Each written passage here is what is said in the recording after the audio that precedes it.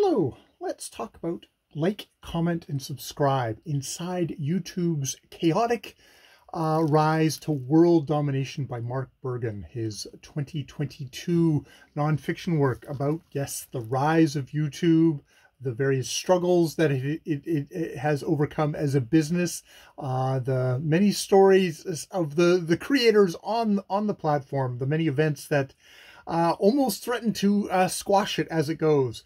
So yes, I'm talking to you about this book, bought on Amazon, on one of their things, filmed on Samsung, Android, talking about a book about YouTube, which this video will show up, and if you see it, it's thanks to YouTube. So in other words, welcome to the Goldfish Bowl. I am one of the goldfish. Blub, blub. Water? I don't see any water. Yeah. So this is just like my kind of first reactions after having read this book, which does Mark Bergen, reporter for the Bloomsburg, tech reporter, been in the field for a good while, and I think it shows in his familiarity with the culture of YouTube, the business kind of situation of YouTube, of Google, which bought it fairly shortly, relatively shortly after its creation was acquired by Google, and does a really good job of kind of balancing this as, I mean, it's a business book. It's about a company, but of course YouTube has expanded and become so much more, has become sort of the ecosystem we live in. Created in 2005, I am a 50-plus-year-old dude. Most of my memory is of a world before YouTube, but now I live in a world where I can't imagine it without something like YouTube there, especially as somebody who has made so many videos and kind of lived on here. I think I probably came to this platform probably originally like maybe 2015 or something like that, at a certain point where I just had the bandwidth that it was actually I was able to kind of access it in a semi-meaningful way. And even in just the short time that I've been here, I've seen it go through various changes, various pivots, and all that stuff. This book, Bergen has interviewed 300 people for this book. 160 of those are employees or former employees of YouTube and Google.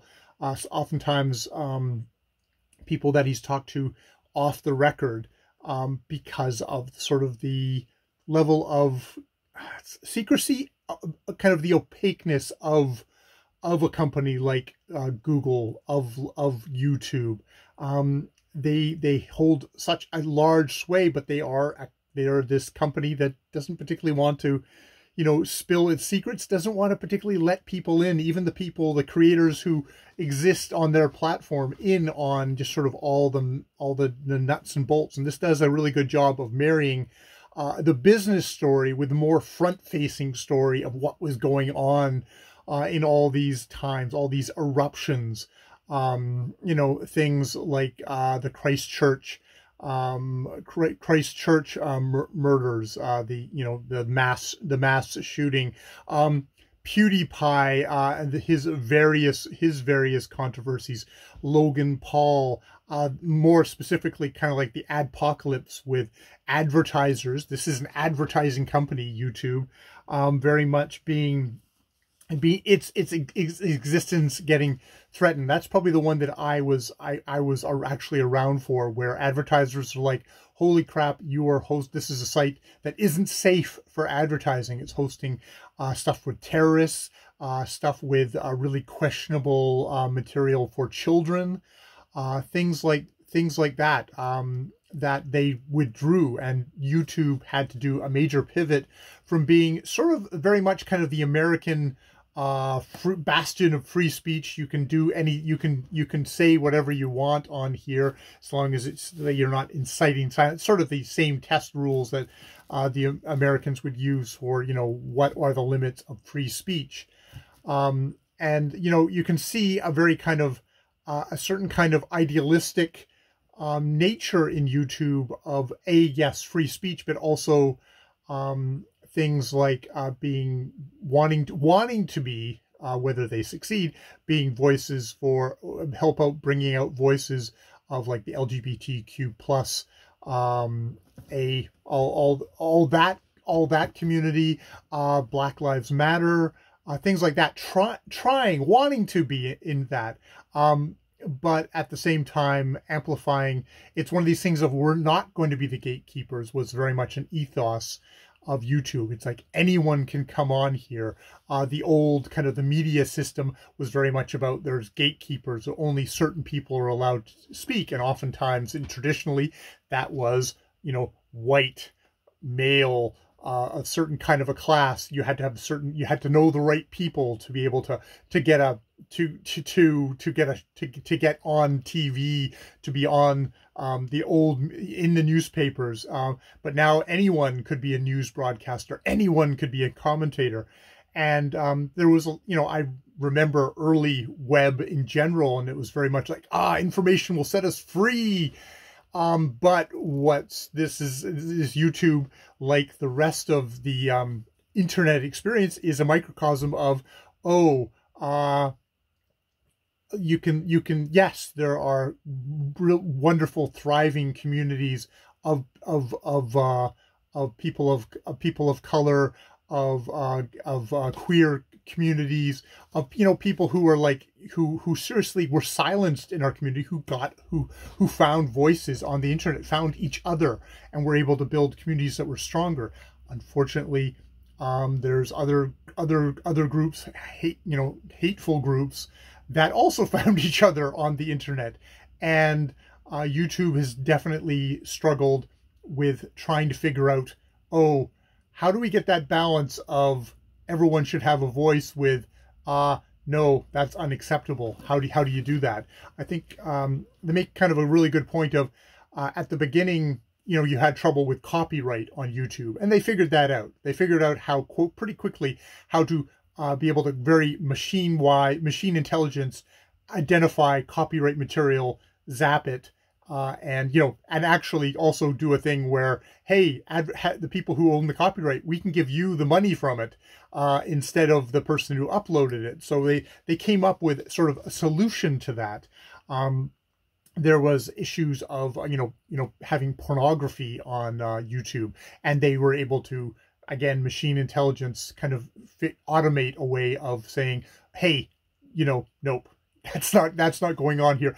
That is not going to be our site, and in some ways it was like, it's like, that would the sense of, that would not make this a safe site for advertisers, as well as, our copyrighted content also being taken. It was also not safe for big media companies who might also want to use YouTube to promote their stuff, which is what has often happened. Where we've gotten into the murky area is stuff like, okay, what's misinformation? What is hate speech? What is stuff like that? And it's one of these areas where if it's a yes, no, a binary, like, is it copyright infringement? Yes, no. Is it nudity and sexual content? Yes, no. Even though that actually still does actually really trouble the queer community, who oftentimes there's a certain segment of the population that says even mentioning that you are gay is going to be something that is going to is going to be something that is considered sexual by them. But you get into kind of political speech, and it becomes, well, what's acceptable political speech, and there being a wide variety of opinions of what is or not, which means that's something that's really hard for a company like YouTube, like Google, who are very much, we need to make this scalable. This needs to be something that we can program something to be able to do. Makes it really difficult. and they've definitely been working on it harder and harder. Stuff like with the pandemic, misinformation about about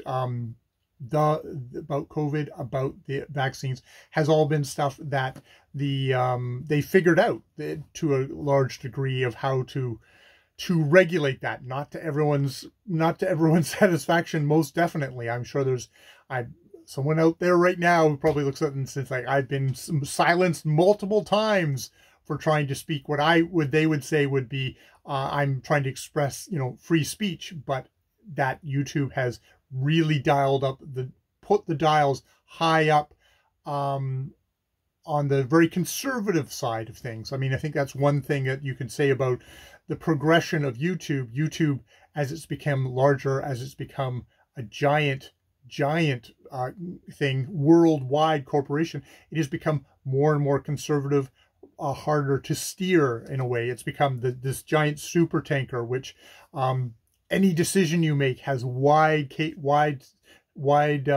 spanning consequences. If you decide that a politician in a country has decided that he's going to protest the election, that this election was rigged, that this election was co-opted, you have to apply that not just to the United States, but you have to apply that to every single country in the world where, there's obvious instances where quite genuinely people that the government in charge has pushed the thumb down on the lever and rigged elections. So how do you make a hard and fast rule on that? How do you decide that? How do you automate that? It's insanely difficult. And I mean, I think this is also never to lose perspective that YouTube is an ad selling business. That is what, as much as television was also an ad selling business. It was the most important thing on television was the ads. The most important thing on YouTube is the ads, from the perspective of the people who run it. That's what keeps the lights on. If they can't make money, they go out of business and it's no longer here. And in our society, that's something that you have to balance that out. And you can decry it all you want, but in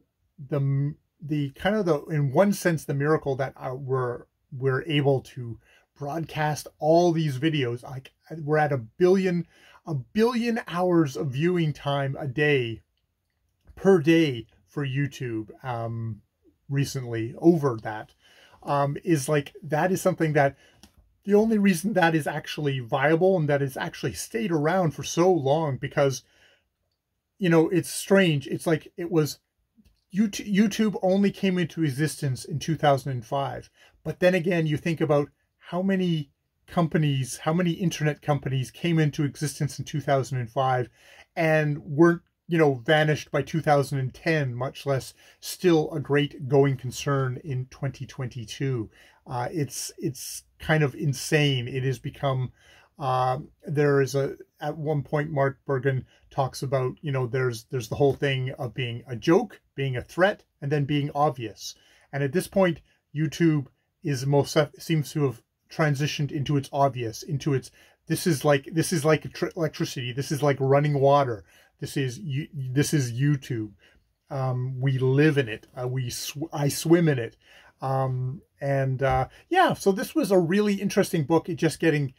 Trying to get kind of the scope, and to try and often being confused about how YouTube makes decisions, and this giving a little bit more of an insight on how much, not going just case by case through things, but how this is like a constitution that you have to make wide-ranging laws that can have unintended consequences, and you try and tweak them.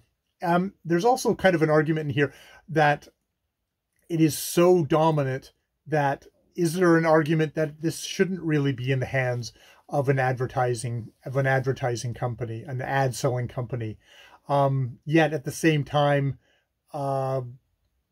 how can anyone envision how this would be like for a government to own this? And I mean, the thing is, at the moment, this is an American company. You know, if it got regulated, would it be the United States deciding what all the other countries in the world would get, how they would get YouTube? Though actually, there's a point made by Bergen that actually no, what's happened is that there's going to be most likely there's going to be one type of YouTube in the United States, maybe in North America, another type because of regulations of the governments in Europe, another type of YouTube in like Russia, where it's actually still operating at the moment, or, you know, various different tweaks of YouTube instead of being a one size fits all. And I mean, sometimes that's not great for the people in those countries where there can be laws. There was a point that Turkey had shut down YouTube entirely because they have had a law that said you couldn't criticize Ataturk, you know, revered old leader of, but you know, you couldn't criticize him at all. And YouTube actually refused to go along with that law, so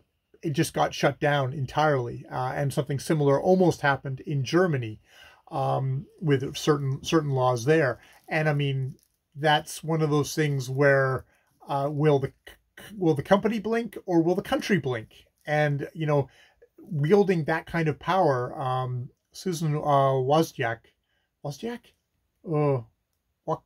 see, I can't remember her name. That's the one that this woman runs YouTube. She's the one who makes the decisions on the YouTube level. I mean, there's a Google level too of the Google overlords, but none of these people are elected, and the decisions that they make, the policies that they put in place, from a thing of they want to get the best return for their stockholders, that is not necessarily something that's going to help the rest of the world. Now, I mean, there are definitely a lot of really kind of well-meaning people in YouTube. Some of them who left because they were disgusted by certain things that happened in YouTube, who do want to have good change. But I do wonder, just structurally, at the end of the day, it's like, well, that's all nice on individual levels, but it's like, it's a corporation. The corporation, in the end of the day, wants to make a product that's going to make them money. And I mean, you could say that like, well, having advertisers who want everything safe, that want everything regulated, that's a good thing. But it's like, how safe do we want it to be? But also it's like, how safe is it? There's real questions about how they haven't really been able to kind of manage really toxic energies on YouTube. And I mean, is that their fault, or is this just sort of there's that thing of like, oh, this is a mirror. It's like, it's not our fault. This is just people. People are awful. People are terrible. As much as they are also wonderful and creative and silly and venal and, you know, all the different things. It contains multitudes. That is for sure. So yeah, an interesting book, and probably my first of many discussions about this book, and about this goldfish bowl that I live in, this vast ocean-sized goldfish bowl that I live in for much of my life. All right, I've been Jay. More videos later.